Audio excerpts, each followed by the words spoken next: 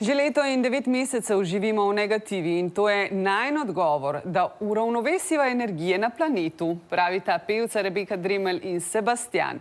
Zato sta že na začetku novembra spustila zavore in se kot velika oboževalca Božiča povsem prepustila prazničnemu vzdušju. Z ekipo so ga te dni poustvarili v toplih kočah na Hočkem Pohorju, saj je pred njima pomemben izziv. Pravita, da Slovenija v teh težkih časih potrebuje novo veselo decembrsko uspešnico. Duet, Ko primeš me za roko, pa obeležuje tudi 20. obletnico njunega prijateljstva. To je najina protiutež, to je najin jing svetovnemu jangu, da uravnovesiva energije v svetu, ne?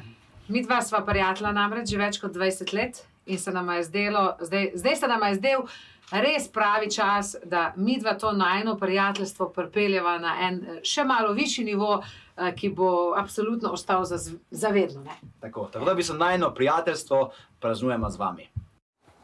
Vse o njunih načrtih obiska Božička na Laponskem pa v Popinu ob 19. Ta dva se res ne šalita, tudi pisma vaših otrok bodo morda preko njiju romala direkt do enega od 3 dobrih mož tam zgoraj na severu. Pevca Rebeka Dremelj in Sebastian bosta obiskala Božička na Laponskem in mu predstavila svoj novi božični duet, s katerim sta proslavila 20 let skupnega prijateljstva. Dober večer. Že leto in 9 mesecev živimo v negativi in to je najin odgovor, da uravnovesiva energije na planetu, pravita pevca Rebeka Dremelj in Sebastian. Pa kaj, če smo šele na začetku novembra, pravita velika oboževalca Božiča. Praznično vzdušje sta zato z ekipo poustvarila na Hočkem Pohorju, saj je pred njima pomemben izziv. Pravita, da Slovenija v teh težkih časih potrebuje novo veselo decembrsko uspešnico. Snemanje videa za duet Ko primeš me za roko je bila odlična priložnost za slavje 20-letnice njunega prijateljstva. Tudi naša država potrebuje več optimizma, sta prepričana. To je najina protiutež, to je najin jing svetovnemu jangu, da uravnovesiva energije v svetu, ne? Midva sva prijatelja namreč že več kot 20 let in se nama je zdelo, zdaj se nama je zdel res pravi čas, da midva to najino prijateljstvo pripeljeva na en še malo višji nivo. 20 let je že kar dolga doba, ampak nekaterih reči in ljudi pač ne pozabiš nikoli. Jaz se spomnim Sebastiana, ker sem zmagala na izboru za Miss Slovenije včeraj, ne?